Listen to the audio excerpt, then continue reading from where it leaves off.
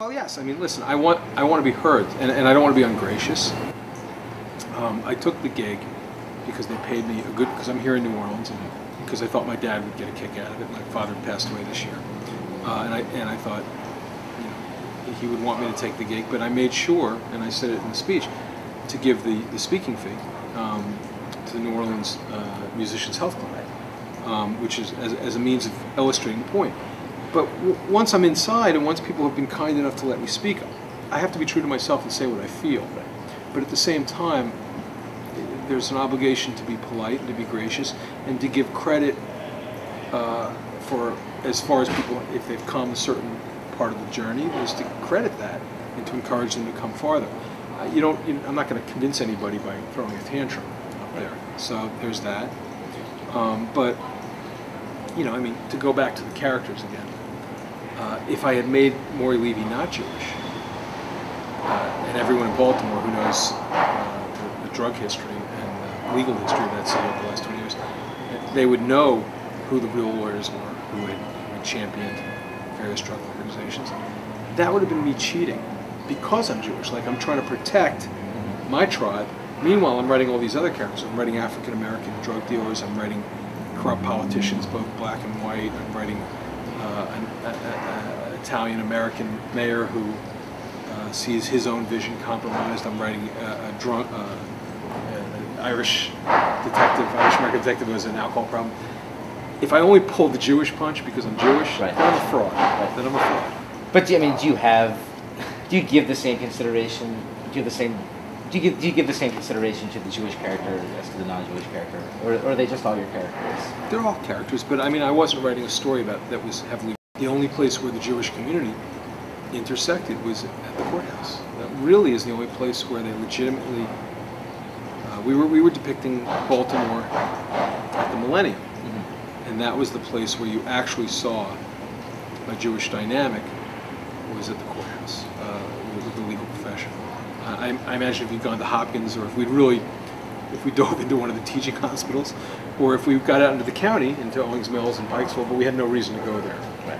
It wasn't a story of all of Baltimore. The Wire wasn't that. It was a story of the America that got left behind and why it got left behind. No story is about everything.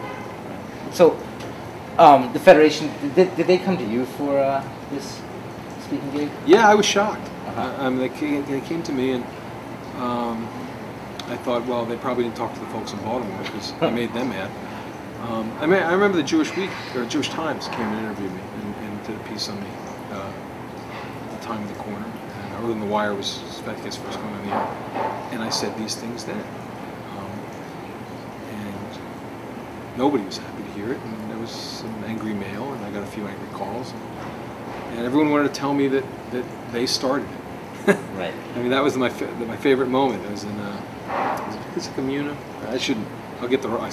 I did so many synagogues at first when the book came out, or men's clubs or sisterhoods. But I'll never forget that lady standing in the aisle after I'd said, I don't care who started it.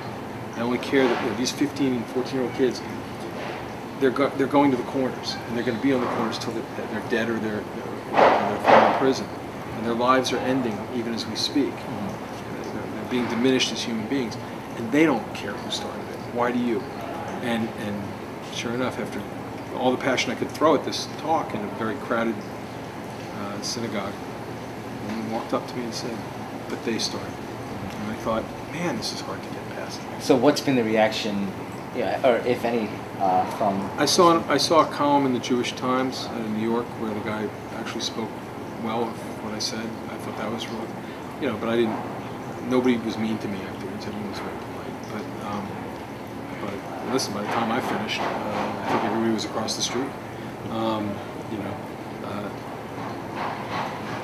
If I had my druthers, I would have been before the vice president. I would have. Well, there certainly was time. It was like a half hour late. Yeah, get me out of here quick. And by the way, you're I know you'll listen to me because he's still got to go.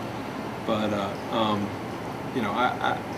I was very serious about that. My father would have told me not to do it, and I just couldn't see not doing it because then I'm not being honest about who I am and why take the gig if I'm just there to issue platitude. But my father would have been mortified. And he would have said, don't do it, don't do it, don't do it. He was was a very polite man.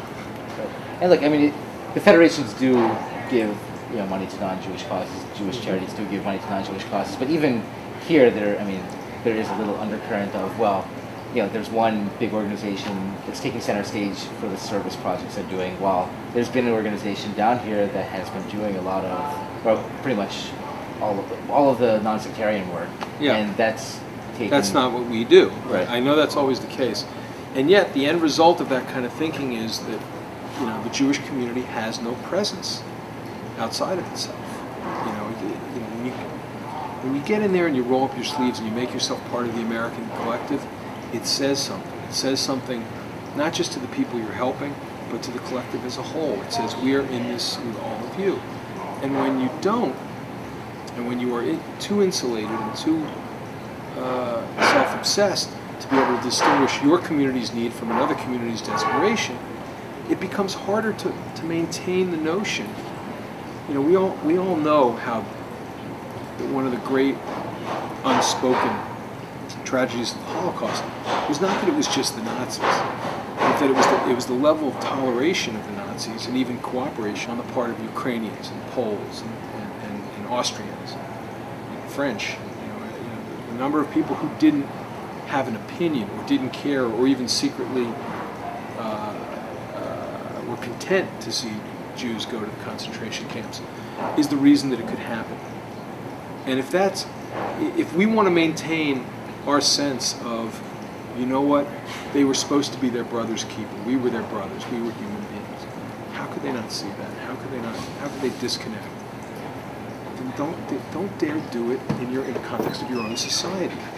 And that's really my argument, is that Baltimore is only as healthy as the most vulnerable, weakest, most undereducated, most impoverished citizens. That's where Baltimore is weakest. Do you live in Baltimore, or do you live in Owensville? Do we all live in the greater Baltimore, or do we live in our shtetls? Do we all have separate shtetls? And there was a time when, before the demagogues had their way, both Jewish and African American, when that was understood, I think, to a greater degree. And Jews felt confident exerting on behalf of others in a way that I would like to see happen again.